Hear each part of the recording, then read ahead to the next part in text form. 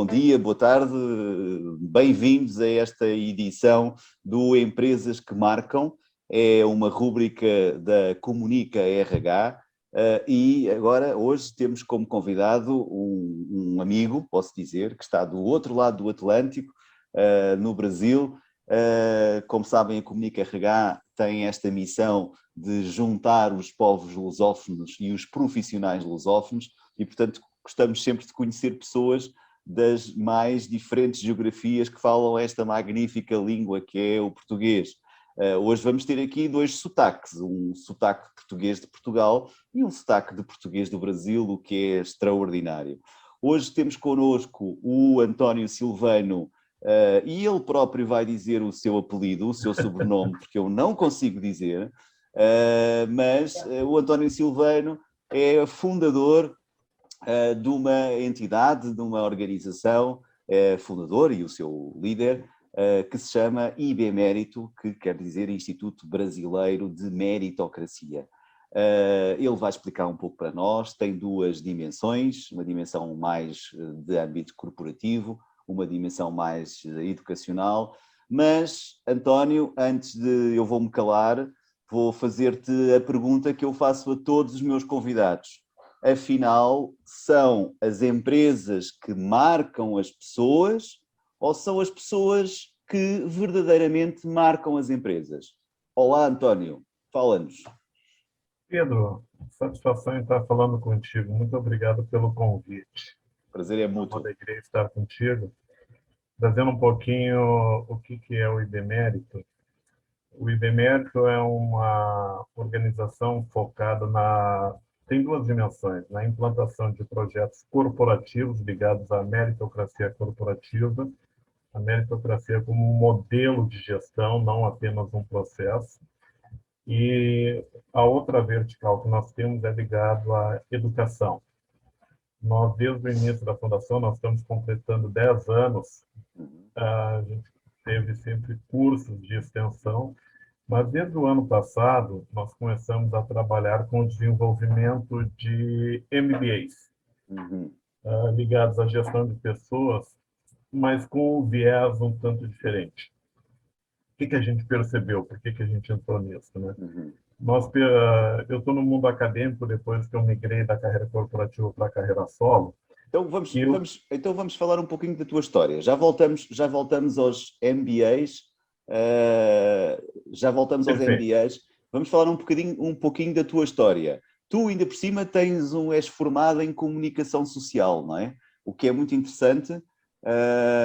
Não tem aparentemente nada a ver com gestão, com administração, não tem nada aparentemente a ver com meritocracia, e eu sei que tu fizeste um percurso antes disso, enfim, muito evolutivo até chegares de facto a esta ideia de fundares esta organização. Fala-nos um bocadinho desse percurso e depois já voltamos ao tema dos MBAs. Tá bem. Na verdade, a minha formação, ela começa com administração e depois vai para comunicação. Duas graduações onde eu fiz na PUC do Rio Grande do Sul, na universidade. E é muito interessante essa tua abordagem de comunicação, porque na época, quando eu fui começar o segundo curso de comunicação, o pessoal na minha empresa, hoje chama-se AGCO, antiga Massey Ferguson, me dizia o seguinte: teu curso não tem nada a ver com RH. E eu já trabalhava em RH. Isso. E existia uma política de educação que a empresa ajudava a pagar. Eu não ganhei, porque o meu gerente dizia que não tinha nada a ver. E eu mostrando exatamente o contrário. Tem tudo a ver. Porque tu tem todo um processo de comunicação, todo um processo de legitimação da tomada de decisão das empresas. O que ocorre é que o pessoal não sabe o que é comunicação. Isso. Acha que é organizar festinha, né? Pois. E eu fiquei tão decepcionado na época, tão chateado, porque, poxa, eu vinha de uma família humilde, pai analfabeto, mãe semi-analfabeta, e eu fui estudar, né? Escolas públicas, e eu entrei na PUC porque eu comecei a trabalhar com 15 anos, como um contínuo. né? Contínuo. E depois Muito a bem. carreira foi evoluindo.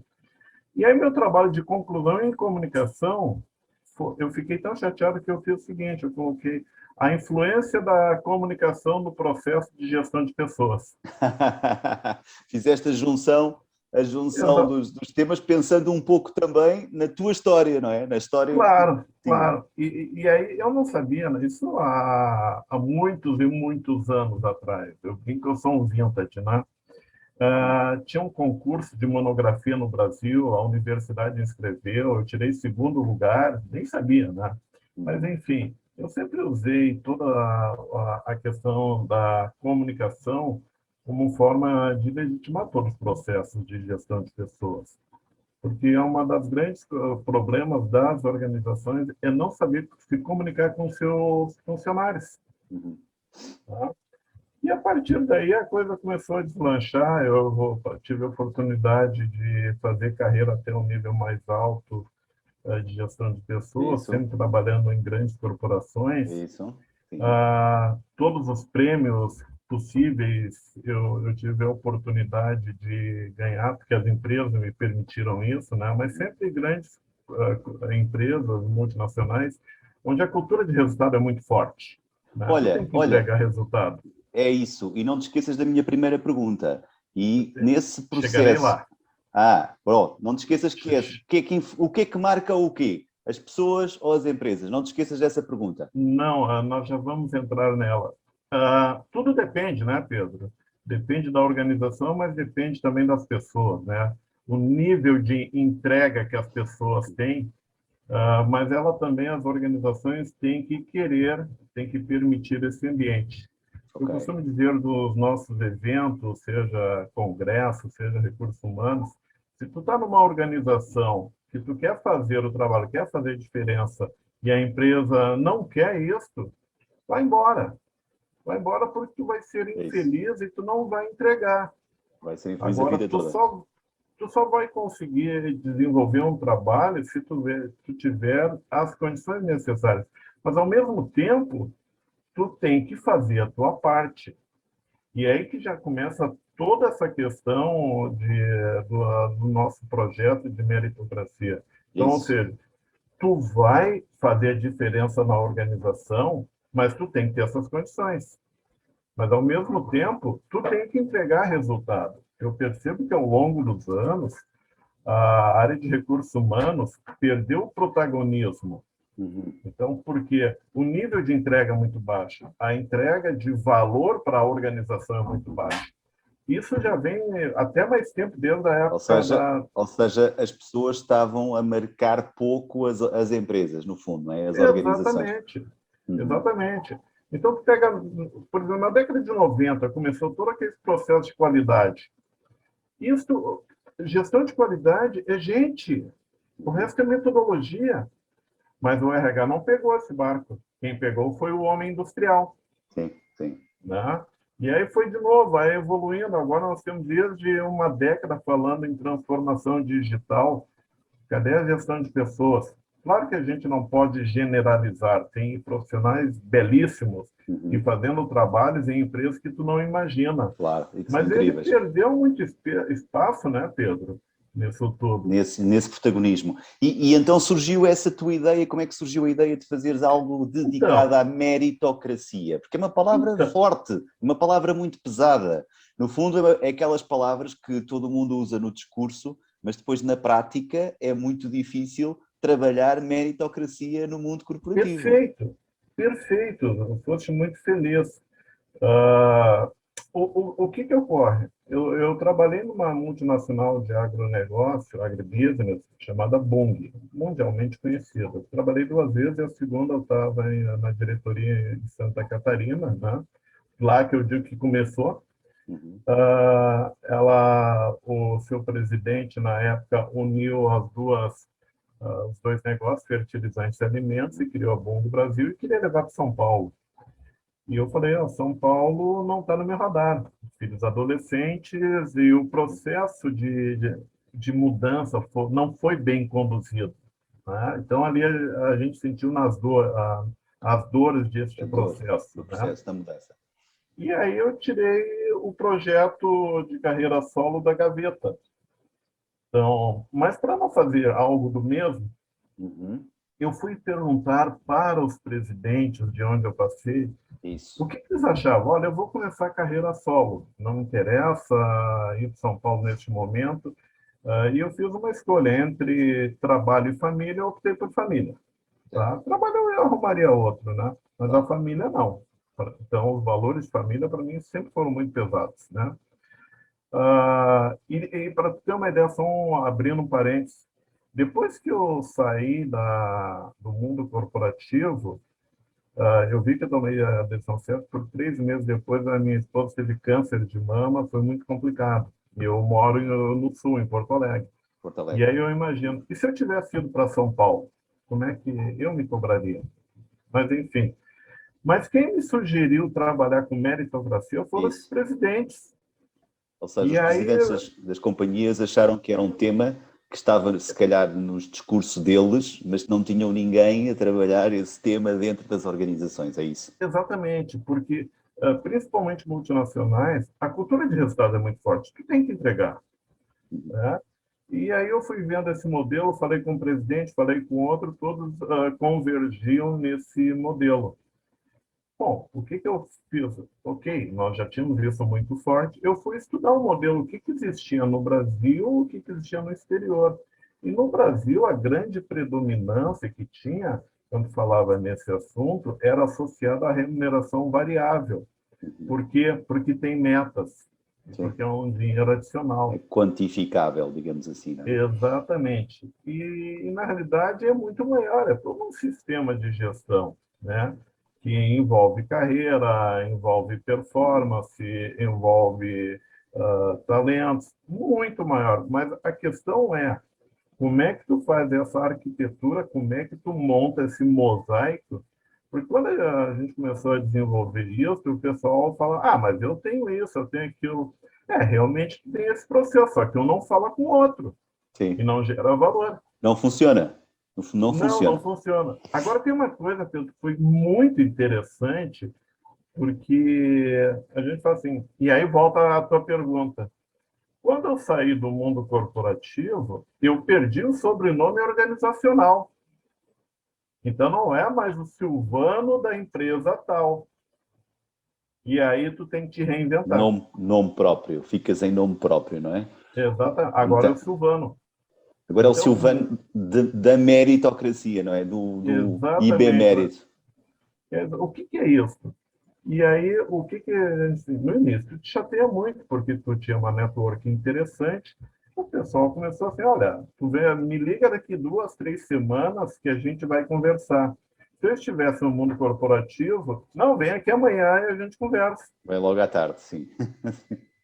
E aí começou toda essa reinvenção. Isso que a gente já tinha um nome muito forte no mundo corporativo, né?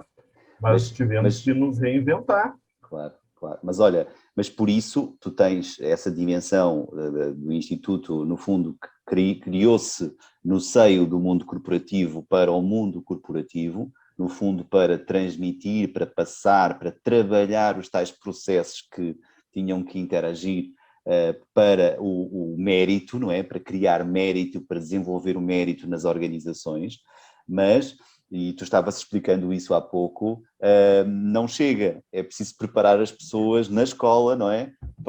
Para também terem a cabeça, o mindset, não é? A cabeça construída para trabalhar esse mérito, não é? E aí nasceu depois a É necessidade de uma vertente mais académica, é isso, não é? perfeito, Pedro. Tanto que a gente teve assim, ó, no início, o público mais refratário ao modelo era a comunidade de recursos humanos, porque não tinham conhecimento.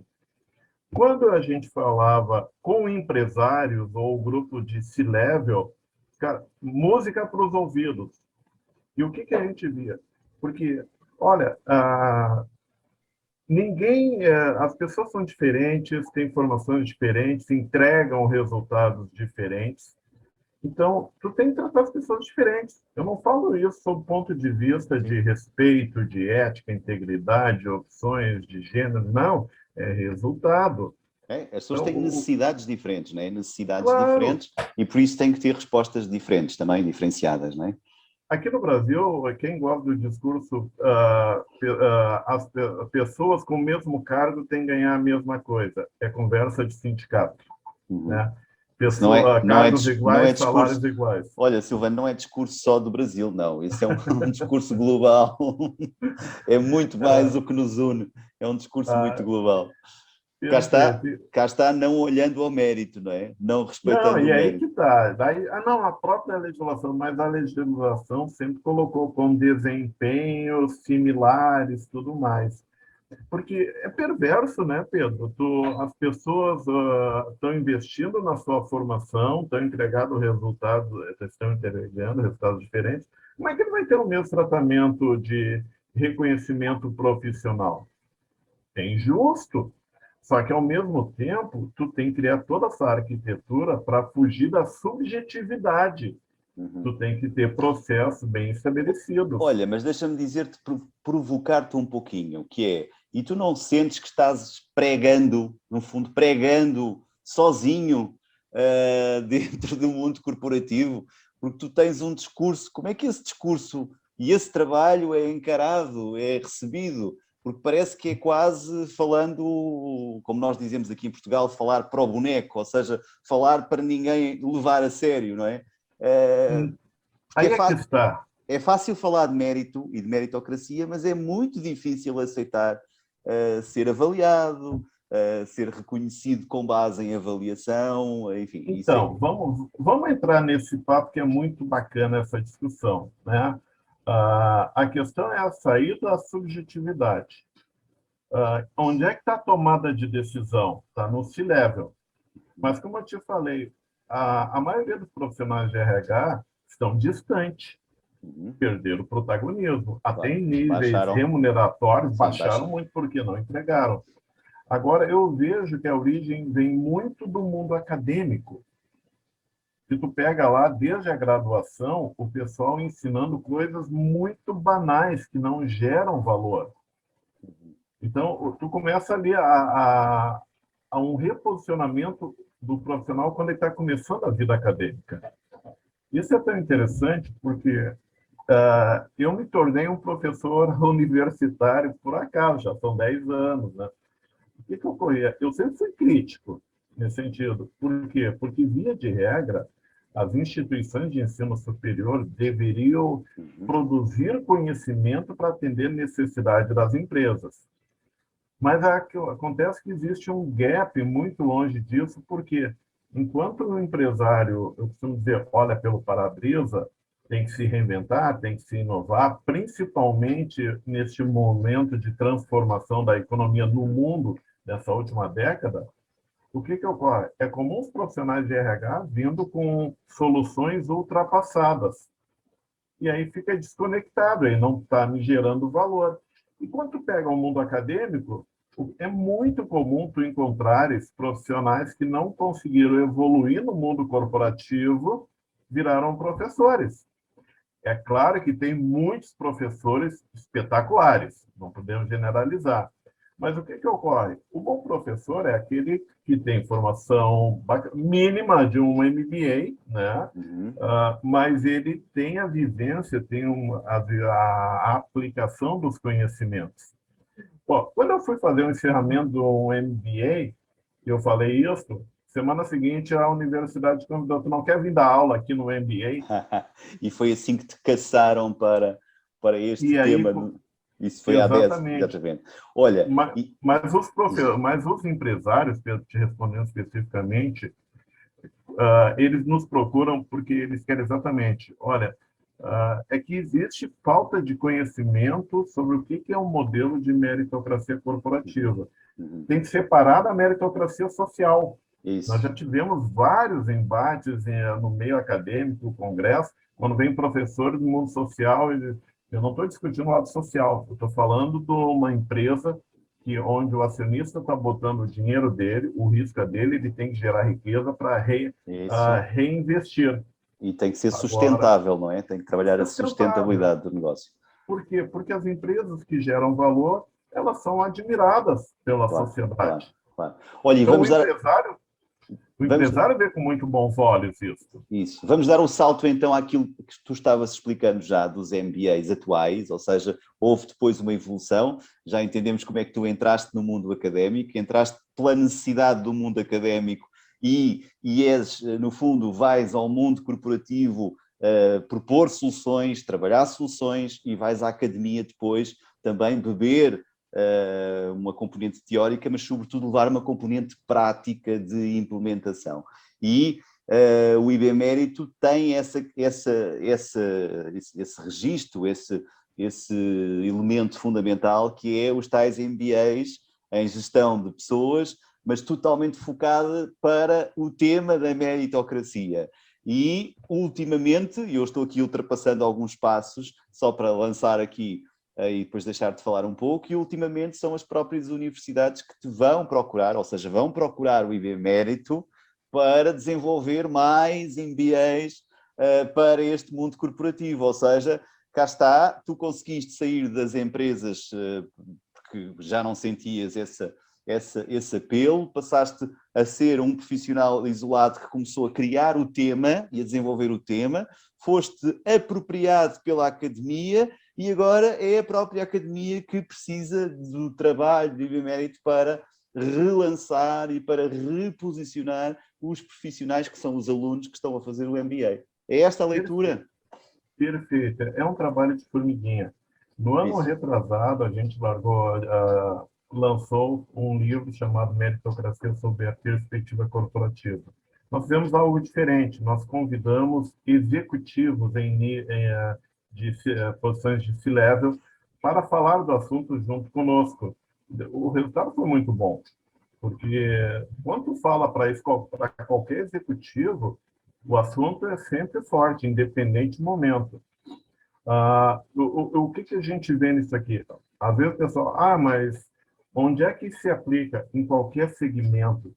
Que porte? Empresas de 15 a milhares de pessoas. Por quê? Porque tem gente à base de tudo. Mas tu tem que entender o DNA da empresa, a estratégia da empresa para poder customizar. Nós já fizemos projetos em empresas de tecnologia, indústria metalmecânica, advocacia, carboníferas, metal mecânico. E é muito interessante, Pedro, porque o pessoal, quando nós somos chamados, o pessoal pergunta, o que tu conhece do nosso negócio? Tu conhece alguma coisa? Eu não conheço nada, meu amigo. Quem tem que conhecer é você. Eu conheço de meritocracia. E te digo que isso já, se tu implantares, desenhar o projeto, implantar adequadamente, vai te gerar o valor. Isso eu posso te garantir. Nós tivemos uma vez, uma ocasião, que o empresário falou, que garantia tu tem que isso realmente vai funcionar? Eu não posso dar garantia nenhuma. Assim como o senhor não pode atravessar a rua e ter a garantia que não vai ser ultrapassado. Porque uma coisa é tu desenhar, a outra é tu implantar com justiça. Né? Mas é interessante, trazendo essa questão no mundo acadêmico, porque agora, quando nós propusemos o primeiro MBA, nós falamos, olha, esses assuntos aqui são tão importantes, mas os MBA de gestão de pessoas viraram uma commodity. É tudo igual. O que muda é a reputação da instituição, os valores são parecidos, mas tu tem muitos professores acadêmicos. Não vamos desmerecer, cada um no seu cercado. Mas nós criamos uma proposta do IBMérito que é diferente, nos quais tu nos dá a honra de participar desse projeto, trazendo os nossos professores, são os executivos sêniores de mercado, que têm formação acadêmica adequadíssima, um nível alto, mas que traz uma bagagem profissional muito grande de quem implanta todos esses projetos. Muito bem. Ou seja, e aí dá um diferencial. Um diferencial. Olha, estamos mesmo a acabar os nossos 25 minutos e eu gostava que tu deixasses aqui uma palavra, um conselho para os gestores de pessoas que nos estão a ouvir, como os tais que perderam alguma importância nesses temas que estamos falando e que, enfim, agora com a pandemia alguns estão ganhando de novo essa importância, até até pela necessidade de estar mais próximo das pessoas e de também estar mais próximo do topo da organização. Contudo, para todos, como é que se começa a pegar neste assunto? Ou seja, como é que se começa a arregaçar as mangas, como nós dizemos, e como é que se entra a estudar e a trabalhar dentro das empresas o mérito, a sério? Então, como é que deixa de ser palavra só da moda,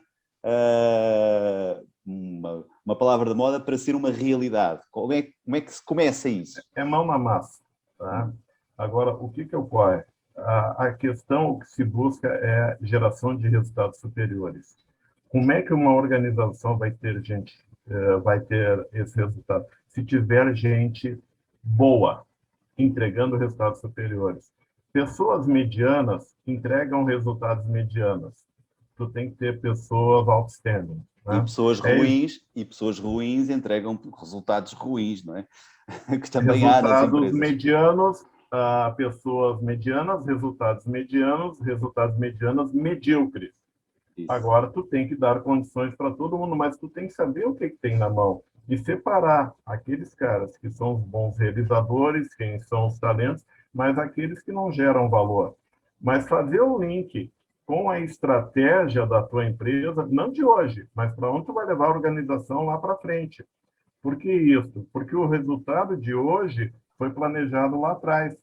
Então, nós interagimos, nós precisamos tirar uma fotografia, fazer o diagnóstico organizacional e entender, presidente, esse é o ponto principal. Se o 01 não tiver um apoio incondicional, esquece porque não vai rodar. Se nós sentimos que o presidente está em dúvida, nós não entramos. Por quê? Porque a probabilidade de não ter resultado de sucesso é muito grande. Muito alta.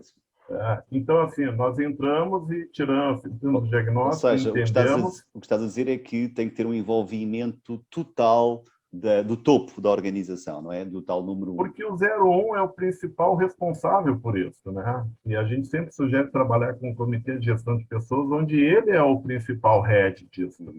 A partir disso, todas as empresas têm fortalezas, têm suas fraquezas, mas se ela chegou até hoje aqui, ela tem muita coisa boa, só que tem que ajustar para a nova estratégia. Então, nós desenhamos toda uma nova arquitetura pensando nos objetivos estratégicos da empresa. E é isso que os gestores de pessoas que nos estão ouvindo e vendo devem começar a tentar fazer dentro das suas organizações, não é? Pensar, claro. Redesenhar a estratégia, sempre com o foco no mérito e no posicionamento, com o envolvimento da gestão de topo, senão não é possível, de facto, fazer essa mudança. O momento é perfeito para o resgate do protagonismo da gestão de pessoas. O mundo mudou, os negócios foram obrigados a redesenhar suas estratégias, os processos de governança mudaram, mudou. Os modelos de trabalho, das pessoas, os modelos de trabalho mudaram, as relações de trabalho mudou tudo. Então, você tem que acompanhar, mas tem que gerar valor. O profissional de RH tem que entender da estratégia, da governança, dos processos, estar junto aos líderes, porque eles também mudaram o perfil. Muito e a partir disso que tu vai gerar valor. Boa. Muito bem. Silvano, foi um gosto, chegamos ao fim do nosso tempo, estaríamos aqui toda a noite conversando sobre este tema tão fascinante que é meritocracia e como é que isto se implementa nas organizações. Vamos nos despedir aí do sul do Brasil, eu estou em Lisboa, tu estás em Porto Alegre, não é? Bem ao sul, bem sul do Brasil. Dizer quanto a nós, caro espectador, voltaremos num próximo episódio de Empresas que Marcam, porque existem muitos bons exemplos de como as empresas de facto marcam as suas pessoas, mas também bons exemplos de como as pessoas também podem marcar as empresas. Deus António Silvano, foi um gosto e um destes dias encontramos-nos por aqui em Lisboa, certo? Perfeito. Muito bem. Estamos evoluindo nesse sentido, Pedro. Muito obrigado. Bem. Um abraço. Obrigado.